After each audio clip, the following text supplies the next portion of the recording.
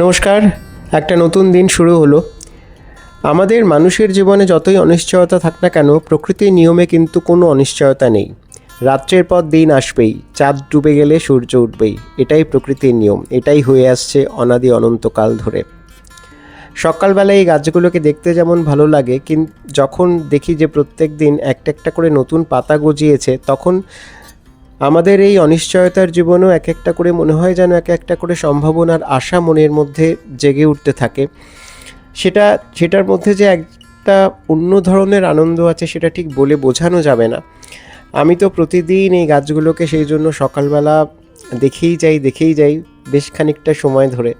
আমার ভীষণ ভালো লাগে। আর ইনডোর প্ল্যান্ট এমনিতেই আমার খুব প্রিয়, কিন্তু এই গাছগুলোকে যে কিভাবে যত্ন করতে হবে সেটা আমি ঠিক বুঝতে পারি না।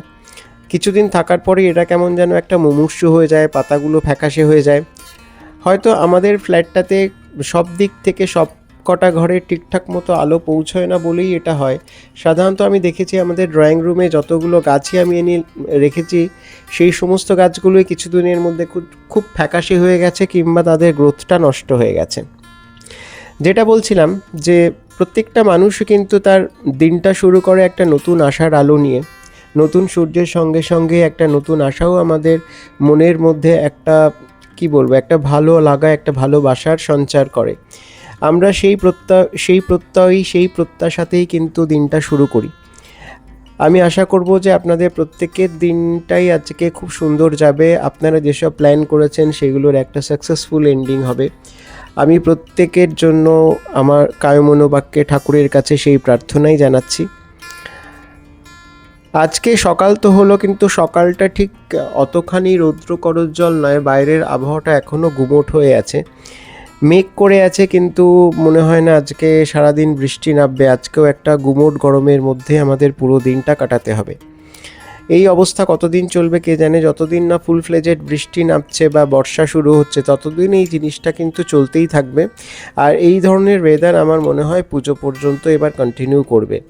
এবার পুজোটা তো বেশ খানিকটা পিছিয়েই গেছে, পিছিয়ে গিয়ে অন্তত একদিক দিয়ে ভালো হয়েছে। আমার এই বৃষ্টি বাদল নিয়ে পুজো বড় বিরক্ত লাগে, যেটা গত বছর হয়েছিল। আর আমাদের এখানে পুজোর সময় ট্রাফিকের যে অবস্থা হয়, তাতে আমাদের মনে হয় যে পুজোটা কেন বছর বছর ফিরে আসে। রাস্তাঘাট এখন মোটামুটি ফাঁকা, আর আকাশ এখনও মেঘাচ্ছন্ন। তবে যেটা আমাদের অভিজ্ঞতা, যে আকাশে মেঘ করলেই যে বৃষ্টি নামবে তার কোনো কথা নেই। দেখুন মানে গাছপালার একটা পাতাও নড়ছে না, তার মানে এখন একটুও হাওয়া দিচ্ছে না। সকালবেলা আমি যেরকম খানিকক্ষণ ফ্রি হ্যান্ড এক্সারসাইজ করি, ওই আধ ঘন্টা 45 মিনিটের মতো, সেটাই শুরু করলাম।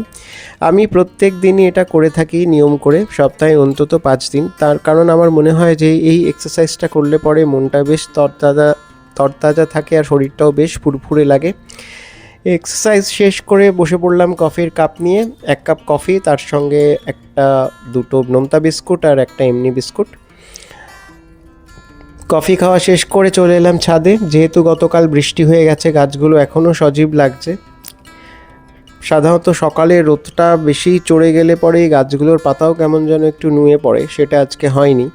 আজকে এখন আর এদের জল দেওয়ার কোনো দরকার নেই, বিকেলবেলা এসে দেখা যাবে কি হয়। আর মাঝখানে যদি একটু বৃষ্টি নামে, তাহলে তো কোনো কথাই নেই, আজকে বিকেলবেলাও এদের আর জল দেবো না। বৃষ্টি নামার পর ছাদের মেঝেটাও বেশ পরিষ্কার হয়ে গেছে। চলে এলাম বাড়ির ভেতরের গাছগুলোতে জল দিতে। বাড়ির ভেতরের গাছগুলোতে তো রেগুলার জল দিতে হয়, তার কোনো নিয়মের কোনো ব্যতিক্রম হয় না। শুধুমাত্র আমি বাড়িতে না থাকলে সেটা অন্য ব্যাপার। এই গাছগুলো তো আমি আগেই বলেছি আপনাদের, আমার অফিসে ছিল, সেই জন্য এদের প্রতি আমার একটা বাড়তি মায়া আছে। আমি যথাসাধ্য চেষ্টা করি গাছগুলোকে ভালো রাখার জন্য। কারণ অফিসে কি হতো, একটা প্রফেশনাল হাতে গাছগুলো যত্ন হতো। এই যে পিস লিলিটা দেখছেন, এটা আমি কিন্তু যখন এনেছিলাম বা যখন এনে লাগিয়েছিলাম, তখন এতে প্রচুর ফুল আসতো, আর পাতাগুলো বেশ সজীব ছিল, বড় বড় ছিল। যতদিন যাচ্ছে গাছটাও কেমন যেন মুমূর্ষু হয়ে যাচ্ছে। যত্ন করার আপ্রাণ চেষ্টা করছি, আমার যতদূর বুদ্ধিতে কুলায়, যতদূর সামর্থ্যে কুলায়, কিন্তু কি করব ঠিক বুঝে উঠতে পারছি না। দেখি যদি কারোর কাছ থেকে কোনো সাজেশন পাওয়া যায়। সকালবেলা জলখাবার খেতে খেতে, আজকে জলখাবারে ছিল 4টে টোস্ট, 2টো মিউনিস দিয়ে আর 2টো জ্যাম দিয়ে। যে খেতে খেতে একটা ইলিশ মাছ রান্নার রেসিপি দেখছিলাম মোবাইলে। আসলে ইলিশ মাছ যেভাবেই রান্না করা যাক না কেন খেতে বেশ ভালোই লাগে, তবে আমি কোনোদিনও আলু দিয়ে ইলিশ মাছ খাইনি। আমার দেখতেও ভালো লাগে না, খেতেও হয়তো ভালো লাগবে না। চলে এলাম পুজোর ঘরে, ঠাকুরকে পুজো করলাম মন দিয়ে। আজকে সোমবার, সেই জন্য মহাদেবকে একটা আকন্দের মালা পরালাম। সেই সঙ্গে সঙ্গে আমার যা নিয়ম, প্রত্যেকটা ঠাকুরের সামনে একটা করে ফুল, আর তাদের সঙ্গে ফুলটা দিয়ে তাদের সঙ্গে কিছুটা মনে সুখ দুঃখের কথা বললাম। তাদেরকে আশ্বস্ত করলাম যে আমি তোমাদের এইভাবেই যত্ন করে যাব যতদিন পারি, তোমরাও আমাকে ভালো রেখো, আমাকে অন্তত তোমাদের এই যত্ন করার ক্ষমতাটুকু দিও। ব্যাস এ পর্যন্তই। চলে এলাম অফিসের কাজে, বসে পড়লাম। মাঝখানে একটা 5 মিনিটের একটা ফ্রুট ব্রেক ছিল, এটা আমি প্রত্যেক দিনই নিই। আমার অফিসের অনেক সহকর্মীরাও জানে যে এই সময় 5 মিনিট আমি একটু অফ থাকি। সবসময় আসলে একটানা কাজ করতে করতে না মানে কেমন যেন ভেতর থেকে হাঁপিয়ে উঠি। আর ভাবছিলাম আমি একটা আলাদা করে আপনাদের সঙ্গে একদিন কথা বলবো, ওয়ার্ক ফ্রম হোম ভালো না ওয়ার্ক ফ্রম অফিস ভালো। আমি তো এই বছরখানেক ধরে, 1.5 বছর প্রায় হয়ে গেল, 1.5 বছর ধরে ওয়ার্ক ফ্রম হোম করতে করতে একেবারে হাঁপিয়ে উঠেছি। বিকেল 6টার সময় চলে এলাম ছাদে, আর দেখুন আমার এই লেবু গাছটাতে কত লেবু ধরেছে। অথচ এই গাছটার কিন্তু আমি বিশেষ কোনোই যত্ন নিই না। অন্যান্য গাছগুলোতে যেমন মাসে 2বার করে আমি সার দিই, তেমন এতেটাও, এই গাছটাতেও দিই। আর একটু মাঝে মাঝে মাটিটা খুঁচিয়ে দিই, আর প্রত্যেক দিন বিকেলবেলা এসে গাছটাকে জল দিয়ে ভালো করে স্নান করাই। তাতেই এত লেবু ফুলেছে। এগুলো হচ্ছে কাগজি লেবু, কাগজি লেবুর গাছ এটা। এবার ভাবছি একটা গন্ধরাজ লেবুর গাছও লাগাবো, দেখি কবে কি হয়। আর এখন বিকেল, এখন তো পাখিদের ঘরে ফেরার সময়। চলুন আমরাও ঘরে ফিরি, ঘরে ফিরে খানিক আড্ডা দেওয়া যাবে। কালকে আমি আপনাদেরকে অপারেশন লোটাসের কথা বলেছিলাম, তখন আমাকে অনেকেই বলেছিলেন যে সেটা আবার কি, এটা নিশ্চয়ই কুচক্রীদের একটা কি বলবো, একটা অপপ্রচার। কিন্তু সেটা যে অপপ্রচার নয়, সেটা আজকে একেবারে পরিষ্কার হয়ে গেল।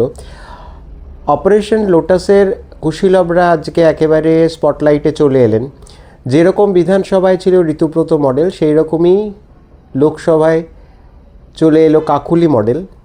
20 জন বিক্ষুব্ধ তৃণমূল সাংসদ আজ সরাসরি চিঠি লিখলেন স্পিকারকে, এবং তারা বললেন যে তারা ভবিষ্যতে অর্থাৎ আগামী 3 বছর তারা এনডিএকেই সাপোর্ট করবেন, গঠনমূলক সহযোগিতা করবেন। তাদের বিল পাশ করা বা ওই জাতীয় কোনো কিছুতে যে বিতর্ক তৈরি হবে, সেখানে তারা এনডিএর পক্ষেই থাকবেন। এটা কোন দিক দিয়ে ভালো, কোন দিক দিয়ে খারাপ আমি জানি না, তবে যে 20 জন সাংসদ বিক্ষুব্ধ বা বিরোধিতা করছেন, অর্থাৎ দলের মধ্যে থেকেই দলের নীতির বিরোধিতা করছেন, তারা কিন্তু খুব সহজেই জানেন যে এক্ষুনি যদি তাদেরকে ভোটে দাঁড়াতে হয়, তাহলে কিন্তু তারা অধিকাংশই কিন্তু সেই ভোটে হেরে যাবেন। কারণ এবার ঘাসফুলকে উপড়ে ফেলে পদ্ম কোথায় ফোটেনি। সে পূর্ব বর্ধমানই বলুন, পশ্চিম বর্ধমানই বলুন, পূর্ব মিদনাপুরই বলুন, পশ্চিম মিদনাপুরই বলুন, হাওড়াই বলুন, হুগলিই বলুন বা বর্ধমানই বলুন, কোথায় ফোটেনি। সুতরাং এই যে 20 জন বিক্ষুব্ধ লোকসভার সাংসদ, তারা কিন্তু নিজেদের রাজনৈতিক ক্যারিয়ারটাকে বাঁচাতে গিয়েই তারা কিন্তু আজকে এনডিএকে সমর্থন করছেন। এবং সবচেয়ে যেটা দেখার, সেটা হচ্ছে যে আজকে যে 2টো বৈঠক হয়েছে এই বিক্ষুব্ধ সাংসদদের, সেই 2টো বৈঠকেই কিন্তু আমাদের পশ্চিমবঙ্গের মুখ্যমন্ত্রী শ্রী মাননীয় শুভেন্দু অধিকারী, তিনি কিন্তু উপস্থিত ছিলেন। তার উপস্থিতিতেই 2টো মিটিং হয়েছে, এবং সেখানেই সেই 20 জন বিক্ষুব্ধ সাংসদ তারা বলেন যে তারা এখন থেকে এনডিএর পক্ষে আছেন, এবং তারা স্পিকারের কাছে চিঠি লিখে নিজেরা সই করে তারা একটি সেপারেট ব্লকের জন্য আবেদন করেছেন, অর্থাৎ লোকসভায় যেখানে তারা বসবেন। দিনটা শুরু হয়েছিল কিন্তু রাজ্যসভার সাংসদ শ্রী সুখেন্দু শেখর রায়ের পদত্যাগ দিয়ে। তিনি পদত্যাগ করলেন, এবং সেই সঙ্গে সঙ্গে তিনি তৃণমূল দলের সদস্যপদও ছেড়ে দিলেন, এবং সেই সঙ্গে সঙ্গে তিনি সংবাদ মাধ্যমকেও জানালেন যে কিসের ওপর ভিত্তি করে তিনি এত বড় একটা সিদ্ধান্ত নিলেন, কোন রাজনৈতিক বা কোন মতাদর্শের সঙ্গে তিনি আপোষ করতে পারলেন না আজকে, সেটা তিনি জানালেন। এবং তিনি যে কথাগুলো বললেন, তিনি এর আগেও সেই কথাগুলো বলে এসছেন। আমরা অভয়ের আন্দোলনের সময়ও দেখেছিলাম তিনি সরাসরি দলের নীতির বিরুদ্ধে গিয়ে ধর্নায় বসেছিলেন এবং সংবাদ মাধ্যমকে তিনি জানিয়েছিলেন তার মনের কথা। সুতরাং তিনি যে পদত্যাগ করবেন সেটা অনেকটা জানাই ছিল। তবে এটা ভেবে খুব আশ্চর্য লাগছে যে ভোট পরবর্তী এখন পর্যন্ত কিন্তু 1.5 মাসও যায়নি। আগে আমরা দেখেছি ভোট পরবর্তী সন্ত্রাস, এবার দেখছি ভোট পরবর্তী প্রাক্তন শাসক দলের ভাঙন। 1.5 মাসের মধ্যে কি বিধানসভা, কি লোকসভা, কি রাজ্যসভা, সমস্ত ক্ষেত্রে কিন্তু তৃণমূল দলটি খণ্ড বিখণ্ড হয়ে যাচ্ছে এবং এটা বোঝা যাচ্ছে যে এটা আসলে একটা সুবিধাবাদীদেরই দল ছিল। তারা কখনোই ক্ষমতার বৃত্ত থেকে খুব একটা দূরে সরে থাকতে পছন্দ করেন না। তারা সবসময় ক্ষমতার কেন্দ্রবিন্দুতে বা ক্ষমতার আশেপাশে থাকতেই পছন্দ করেন। সুতরাং এইসব লোকজনকে নিয়ে কি কোনো একটা দল চলে? সেটা বোধহয় আজকে মমতা বন্দ্যোপাধ্যায় খুব ভালোই বুঝতে পারছেন। সেই সঙ্গে যে প্রাতিষ্ঠানিক দুর্নীতি, আগেই আমি অনেক জায়গায় বলেছি যে তৃণমূল দলটার কোনো মতাদর্শ ছিল না, ছিল প্রাতিষ্ঠানিক দুর্নীতি। এবং সেই দুর্নীতি এই দলটার প্রতিটি স্তরে, প্রতিটি জায়গায় আজকে প্রতিফলিত।